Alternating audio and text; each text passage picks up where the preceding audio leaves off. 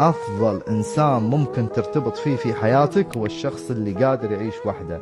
أعيدها لكم للمرة المليون، الشخص المليان اللي قادر يعيش لوحده هو أفضل شخص تدخل معه في علاقة، وهو كذلك أكثر شخص إياك أنك تقلل من قيمته، إياك أنك تحاول ولو مرة أنك تهينه.